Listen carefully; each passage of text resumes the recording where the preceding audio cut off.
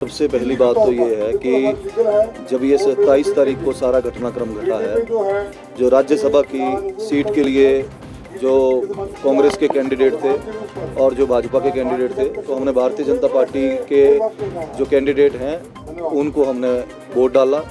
और वो अपनी मर्ज़ी से डाला, क्योंकि जैसे कि के.एल. ठाकुर जी ने और होशियार सिंह जी ने बताया कि हमारा अधिकार है कि हम किसी को भी मत दे सकते हैं। और हमारा जो स्टेट है, आप भली भांति जानते हैं, हम सनातन धर्म को मानने वाले हैं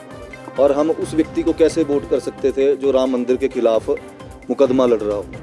तो ये मुझे लगता है, अगर मैं अपनी फील्ड में जाके भी लोगों से पूछूंगा कि भाई आप बताइए कि मैं किसको, क्योंकि मैं अगर वोट कर रहा हूँ तो मुझे कंस्टिट्यूएंसी ने जो मेरे लोग हैं उन्होंने चुन के भेजा है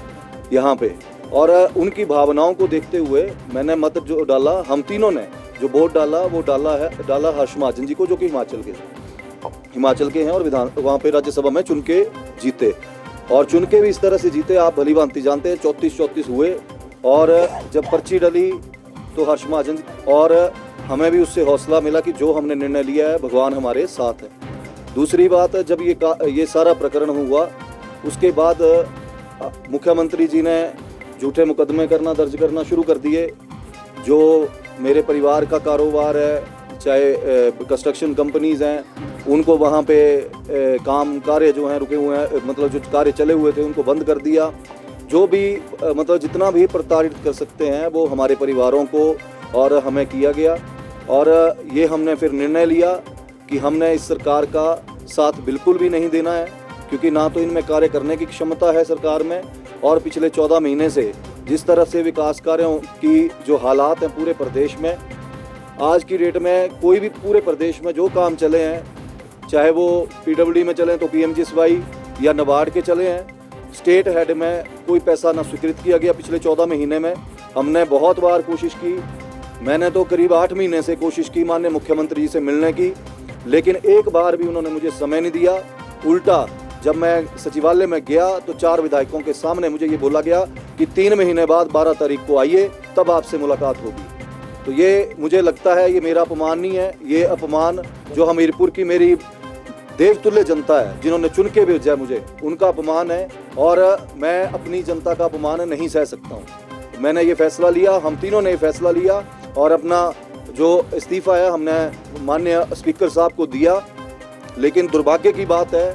कि कॉन्स्टिट्यूशनल पोस्ट पे जो ये बैठे हैं स्पीकर साहब, ये एज ए पार्टी कार्यकर्ता काम कर रहे हैं, जो कि अभी तक पिछले 22 तारीख के बाद इन्होंने अभी तक मंजूर नहीं किया। तो आज हमने ये धरना प्रदर्शन जो किया इनके विरोध में किया है, ताकि जल्द से जल्द जो है हमारा इस्तीफा मंजूर किया जाए। सरकार की वैसे भी हालात जो है पूरे प्रदेश में,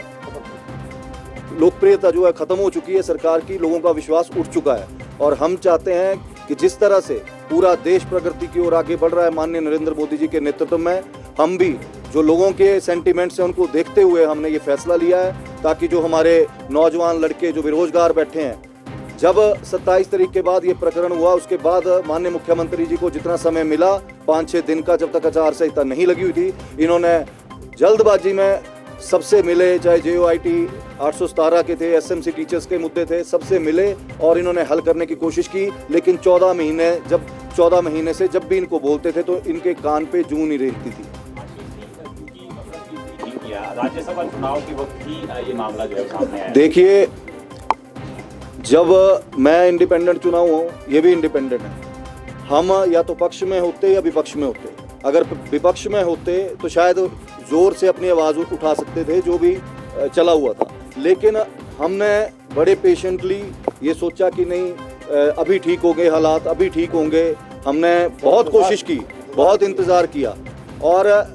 आप खुद सोचिए कि जब माननीय मुख्यमंत्री जी बोलते हैं मैं गरीब आम परिवार से हूँ, हम लोग भी आम परिवारों से उठे हुए हैं, हमारे भी कोई लेगेसी नहीं है पीछे, अब खुद के दम पे आए हैं, लोगों के आशीर्वाद से, महादेव की कृपा से यहाँ तक पहुँचे हैं। लेकिन जो गरीब परिवार से व्यक्ति अगर इतने उच्च पद पे बैठता है और इतना अहंकारी हो जाता है कि वो लोगों से विधायकों से मिलना जो 1 लाख लोगों को रिप्रेजेंट कर रहे हैं, उनसे मिलना भी उचित ना समझे, तो मैं समझता हूँ वो लोकतंत्र की हत्या तो अगर किसी ने की है इस प्रदेश में तो मुख्यमंत्री जी ने की है। और जब ये राज्यसभा के चुनाव हारे, मैं तो समझता हूं कि नैतिकता के आधार पे इनको इस्तीफा देना चाहिए था और इन्हीं की पार्टी को कोई और लीडर अगर कोई, शायद मैं समझता हूं कि अगर किसी और को ये बनाते तो ये स्थितियां तब भी सॉर्ट आउट हो सकती थी। लेकिन तब भी इनको इतना मोह है इस कुर्सी से कि ये कुर्सी डूब जाए लेकिन ये छोड़ेंगे।